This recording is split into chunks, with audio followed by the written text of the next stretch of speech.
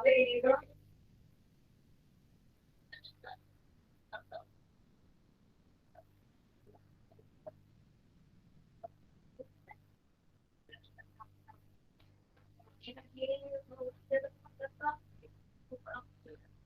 ini sudah kelihatan ya PPT-nya? Sudah terlihat, Pak. Ya, oke, baik, terima kasih. Jadi kita masih bicara konsep fondasi ya. Kalau minggu kemarin kan kalian tugasnya adalah beda antara fondasi tiang dengan mandrel. Jadi gampangnya fondasi tiang itu bendanya sudah jadi, itu kita pancang. Nah, kalau mandrel itu casingnya kita pancang, baru isinya kita masukkan ya. Kayak fondasi kaison, fondasi sumuran, fondasi bore pile.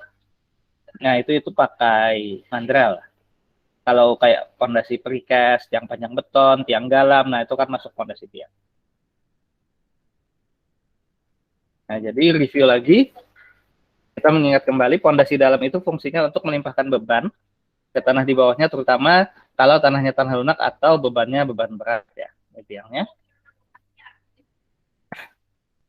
Nah, sekarang kadang-kadang kita di lapangan itu ditanya kalau pas pembangunan, Pak mau pakai fondasi apa? Nah, jadi kita memilih fondasi itu terutama kadang-kadang yang kita lihat adalah pemasangannya atau instalasinya itu memungkinkan atau tidak. Contohnya kalau misalnya lahannya itu apa namanya ya, nggak rata ya, lahannya nggak rata, maka kita nggak bisa menggunakan hidrolik, kita harus pakai diesel hammer. Artinya pancangnya jelas kita pakai, kalau diesel hammer kita harus pakai pancang, nggak bisa kita pakai mandrel. Kalau hidrolik mungkin bisa pakai mandrel. Kemudian getarannya juga nanti, kalau pengennya getaran kecil maka harus pakai hidrolik, tapi kalau di tengah hutan ya pakai diesel nggak apa-apa, kan ini tergantung prosedur instalasinya.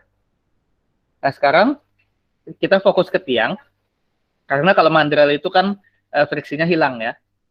Nah, beda tiang sama mandrel itu terutama kalau tiang, karena tiangnya ditekan, itu friksinya kerja, tahanan ujung kerja. Jadi FS-nya kerja, kisahnya kerja.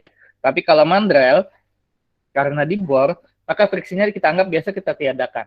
Jadi kalau mandrel atau tiang bor pile apa itu cuma tahanan ujung. Nah, sekarang kita bicara kategori tiang dulu. Kalau berdasarkan cara pemasangan, maka ada 3 kategori. Pertama, large displacement piles, yaitu tiang pancang pejal atau solid ground pile, jadi tiang padat, termasuk precast concrete pile, steel or concrete tubes yang ditutup ujungnya. Nah, jadi kalau large displacement pile ini tiangnya kan masuk ya, masuk full volumenya. Jadi tanah yang dipindahkan itu adalah sebesar volume tiang. Makanya disebutnya large displacement pile, karena tiang yang berpindah akibat pemancangan itu ya minimal sebesar volume tiang, kalau nggak lebih besar. Yang kedua adalah small displacement pile. Nah, ini contohnya tiap pondasi baja ya, profil H atau pipa. Jadi meskipun karena dia hollow, dia tengahnya kosong, waktu dipancang itu yang masuk cuman casing. Yang tanah di tengah ini kan nggak pindah. Jadi perpindahan kecil, small displacement pile. Ada lagi replacement pile. Nah, kalau replacement pile ini ya kita gali lubang dulu, tanahnya kita buang, baru kita masukkan material pondasi ke dalam situ. Nah, large displacement pile atau replacement pile ini biasanya kurang lebih aja jumlah tanah yang berpindah. Yang beda adalah yang small displacement pile. Yang kita laksanakan biasa kalau sumuran ini, yang replacement pile ini kalau bikin sumuran digali dulu. Kalau small displacement pile ini ya pakai pancang. Small displacement pile ini contohnya turap. Turap baja kan kecil kan. Nah, jadi kita rencanakan dulu kita mau yang mana. Misalnya kita pakai yang large displacement pile. Ada yang di pondasinya, ada yang pondasi sudah jadi, ada yang pondasi dicor di tempat. Nah, kalau small displacement pile pilihannya tinggal hollow tube atau profil H. Jadi tiang pipa baja yang kosong atau profil H, atau screw. Screw ini ya pondasinya auger pile. Jadi kayak hand boring kalian kan, pakai drag putar gitu di bor. Nah, kalau large displacement pile, kalau preform yang sudah jadi, maka pilihannya tinggal tiang pancang baja atau tiang kayu. Tiang pancang beton atau tiang kayu, karena yang sudah jadi kan itu. Atau kalau mau pakai baja, maka bajanya baja yang pipa baja yang ujungnya ditutup, baru dalamnya dicor. Nah, kalau misalnya mau yang dibikin di tempat, misalnya Pak susah ngangkut tiang pancang Pak, nggak ada jembatan ke sana, ya sudah dibikin di tempat.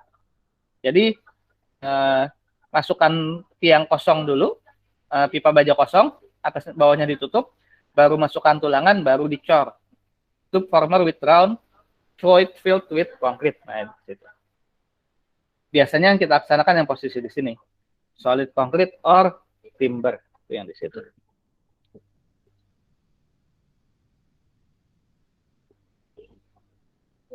Nah, tipe itu tadi berdasarkan displacement-nya. Nah, sekarang kalau kita bicara yang replacement pile atau bore pile, bore pile, jadi dia kan dibor dulu, digali dulu, baru masuk. Maka bore piles ini ada yang unsupported during construction, ada yang supported during construction. Jadi, kalau yang ini tadi kita bicara displacement, jadi tiangnya sudah ada. Nah, kalau replacement pile atau bore pile, kita harus menggali dulu. Nah, namanya nggali ini susah. Kalau tanahnya tanah keras, kalian gali 1 meter nggak runtuh, tanahnya nggak apa-apa. Itu masuk yang unsupported during construction. Tapi kalau kayak di Banjarmasin yang tanahnya tanah lunak, nggak usah gali semeter. Kalian gali 80 cm aja, kalian angkat itu bornya, lubang itu akan nutup lagi. Nah, kalau kayak gitu, maka kita harus melaksanakan yang supported during construction. Jadi waktu menggali itu kita kasih casing, supaya setelah selesai digali, tanah sekitarnya itu nggak runtuh nutup pipa. Bisa menggunakan steel casing atau drilling mud. Kalau steel casing artinya sambil gali, dari atas pipa baja sambil masuk. Kalau drilling mud itu sambil digali, sambil dikasih apa sih biasanya, bentonite. Jadi dikasih kayak lempung-lempung olahan. Nah, tapi dua-duanya sama. Setelah selesai digali, baru lubang galian tadi diisi oleh beton bertulang. Jadi kalau bore pile ini biasanya diisi beton bertulang. Tinggal pertanyaannya, dia pakai casing apa enggak? Kalau pas digali bisa tahan, nggak usah pakai casing. Contohnya gali di batu, gali di tanah padat. Tapi kalau perlu casing, ya sudah kasih casing. Casingnya ini bisa ditarik lagi, bisa enggak. Tapi ya kesulitan kalau tarik lagi. Biasa sih kita biarin aja. Nah, sekarang kalau berdasarkan posisinya terhadap tanah keras, rock ini, maka ada 2 tipe tiang. Pertama, tipe end-bearing. Tipe end-bearing piles artinya adalah ujung tiang duduk di tanah keras. Itu end-bearing piles.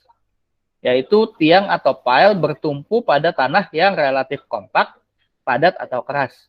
Jadi beban struktur dilimpahkan melalui tiang ke lapisan tanah atau batuan ini sebab ujung tiang mendukung beban struktur. Ini kita sebut end-bearing pile. Jadi yang bekerja kise. Kalau di sondir itu konusnya kisenya, tahanan ujung yang bekerja maksimal. Itu end-bearing pile.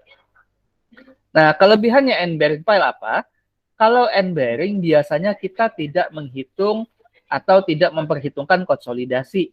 Kenapa? Karena pondasi sudah di tanah keras, dia nggak akan turun lagi. Kekurangannya apa? Kadang-kadang untuk mencapai tanah keras ini perlu tiang yang panjang. Contohnya yang di Banjarbaru Auditorium itu tanah kerasnya di 18 meter. Jadi yang Auditorium Unlam Banjarbaru itu 3. Yang di Banjarmasin ini kemarin waktu gedung yang belakang yang sering kalian pakai, yang Student Activity Center General Library yang belakang itu tanah kerasnya ketemu di 37 meter. Jadi harus nyambung 4 buah tiang. Nah, tapi ya itu kelebihannya, biasanya sih bangunannya nggak akan turun lagi akibat konsolidasi, karena sudah duduk tanah keras, konsolidasi nggak ada. Kebalikan dari end-bearing adalah friction pile. Yaitu kalau end-bearing yang dominan kise, friction pile yang dominan FS. Nah, jadi friction pile ini sesuai namanya, yang bekerja adalah friksi atau lekatan. Jika tanah keras cukup dalam, maka akan sangat mahal bila memakai end bearing pile. Pada kondisi seperti ini, maka tiang dipasang pada lapisan atas yang lunak, subsoil, tapi memiliki gesekan yang melimpahkan beban struktur ke lapisan tanah melalui gesekan tanah dan tiang. Nah, jadi friction pile, contohnya apa? Tiang galam. Kalau kalian pakai tiang galam, maka itu sudah pasti masuk friction pile. Kalau di kota Banjarmasin. Tapi kalau pakai tiang galam di kota Banjarbaru, itu termasuk end bearing pile. Karena di Banjarbaru tanah kerasnya dangkal. Tapi kalau di Banjar pakai galam itu sudah pasti friction piles. Jadi yang bekerja adalah FS, kisahnya enggak. Nah, yang enak yang mana Pak? Ya sama aja kan semua ada hitungannya. Nah tapi kalau friction piles maka di bawah sini, di bawah tiang ini masih ada kemungkinan terjadi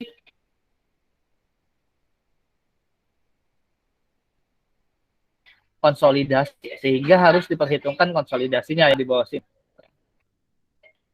Nah, itu tadi berfungsi rahap.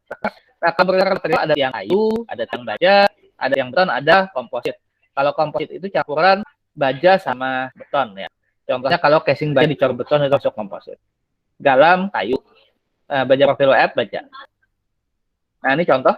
Biasanya kalau baja kita pakai profil H atau profil WF ya. Panjangnya antara 50 sampai 150 feet, lebih panjang dari beton bertulang. Beban kerjanya antara 80 sampai 400 kip dan dia termasuk small displacement pile karena penampangnya kecil. Itu kalau pakai profil H atau profil WF. Kalau pipa panjangnya antara 100 sampai 150, diameternya antara 8 sampai 36 inch. Nah, ujung pipanya bisa ditutup, bisa enggak. Kalau ditutup artinya masuk yang large displacement. Kalau dibuka, dibiarin aja itu small displacement. Nah, ini yang sudah kita kenal baik, concrete pile atau tiang beton. Biasanya kita menggunakan kalau nggak yang bulat, yang kotak ya. Oktagonal ini jarang sih di Banjar. Square-nya pun punya kita, square-nya ini tajam. Nah, ada yang padat, ada yang tanahnya tengahnya kosong. Kalau yang bulat-bulat itu yang round biasanya tengahnya kosong. Nah, kalau komposit ini campuran. Contohnya yang bulat-bulat yang dipakai di sharing itu yang komposit. Jadi di atasnya ada plat baja, terus casingnya baja, dalamnya beton. Atau luarnya beton, atasnya baja. Tengahnya kosong. Nah, tadi saya ada bilang bahwa, dan kita sudah membahas di pertemuan pertama, seingat saya, atau pertemuan kedua, tiang beton itu tadi 4 buah tiang. Kalau di Banjar kan 37 meter. Kenapa? Karena sepengetahuan saya, tiang pancang beton itu paling panjang 12 meter. Dia 6 sampai 12. 6 sampai 12 ya. Ada 6, 9, 10, 12. Maka perlu disambung sambungan. Nah, sambungannya ada 2 macam. Ada 3 macam. Ada sambungan wedge, ada bolted, ada welded. Nah, kalau bolted ini bisa pakai dowel masuk ke dalam atau pakai sleeve, jadi ada selongsongnya. Bisa juga pakai connector ring atau mechanical. Ya, tapi kalau yang umum kita gunakan adalah yang welded ini. Jadi kalau welded ini antar tiang itu kita las. Jadi kekuatan sambungannya tergantung pada kekuatan las-lasannya. Biasa yang di Banjarmasin, Kalimantan umum ya yang welded ini. Nah, ini beda displacement pile, keuntungan dan kerugiannya. Keuntungannya materialnya bisa diperiksa, kerugiannya bisa hancur saat pemancangan. Biasa kalau pas dipukul itu bisa pecah kalau sudah keras. Dapat dipancang kondisi sangat panjang, tinggal disambung-sambung. Tapi kerugiannya tidak dapat dipancang pada kondisi terbatas. Kemudian kita nggak peduli ada air tanah apa enggak, pokoknya pancang aja. Makanya pelaksanaan konstruksinya tidak dipengaruhi muka air tanah, tapi bising. Kalian bisa lihat orang yang mancang tuh tong kan bising. Ini tidak ada buangan tanah karena tanahnya ke samping, tapi getarannya itu bisa merusak bangunan sekitar. Nah, ini yang kadang-kadang kontraktor ini kenanya di sini. Nah, kalau replacement pile, kebisingan dan getaran kurang karena kecil, tapi beton tidak bisa diperiksa. Karena sudah dicor ya sudah. Kemudian peralatan dapat mengatasi hampir semua halangan, dapat terjadi squeezing atau necking, jadi Kita sih pengennya kan dia lurus sampai atas sampai bawah ya, tapi kadang-kadang bisa aja terjadi ada yang kejepit gitu. Tapi kemudian dapat dilaksanakan pada kondisi ruang terbatas. Nah, bor miring nggak bisa, tidak terjadi kenaikan muka air dan kedalamannya dapat disesuaikan. Nah, ini beberapa metode pelaksanaan. Yang biasanya kan yang ini, driven perform fail yang bisa kita lihat yang ini, yang bising nih. Hammernya turun, dang, dang, dang, dang, ada asap, ada oli, segala macam.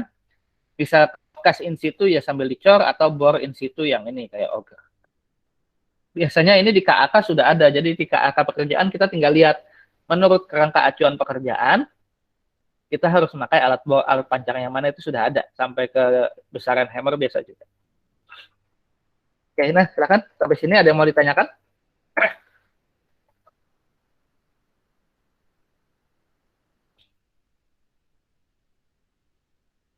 Silakan sambil ada yang mau ditanyakan. Jadi kalau galam di Banjar ya, kalau galam di Banjar itu masuk friction. Jadi bedanya kalau misalnya ini tiang, yang pancangnya tanah kerasnya di sini, ya kalau friction itu dia ngambang. Tapi kalau dia sampai ke tanah keras, nah ini end bearing, ini end, ini friction. Kalau ditanya lebih kuat yang mana ya tergantung materialnya kan bisa dihitung. Terus bebannya gimana? Biasanya sih bebannya nggak masalah. Paling yang friction ini jumlahnya lebih banyak dari yang end bearing. Tapi dua-duanya itu sebenarnya masing-masing punya perhitungan sendiri dan masing-masing bisa digunakan. Cuman kadang-kadang miss-nya di friction ini karena di sini masih ada tanah soft soil antara ujung bawah fondasi sampai ke sini, tanah keras. Nah ini kadang-kadang ada penurunan konsolidasi yang bisa membahayakan. Itu aja sih. Kalau end bearing biasanya klaimnya tidak akan terjadi bangunan turun lagi. Nah biasa sih kayak gitu. Tapi mahalnya mahalan end bearing, itu sudah jelas. Galam friction kalau Banjar ya. Kalau Banjar baru galam itu end bearing. Kalau beton sampai tanah keras katanya. Kuncinya sampai tanah keras. Nah itu end bearing sudah. Tapi kalau cuman ya udah pancang ya friction aja. Ada yang mau ditanyakan sampai sini? Silakan.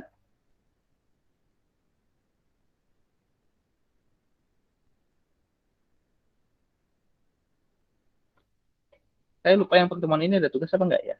Belum saya cek tadi.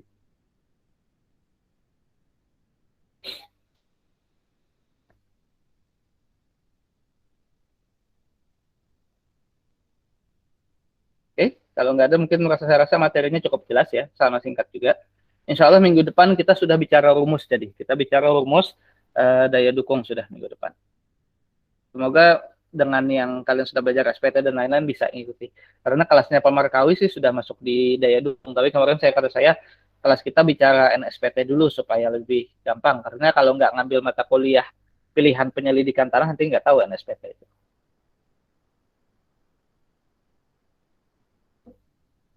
Oke, saya stop record dulu kalau gitu.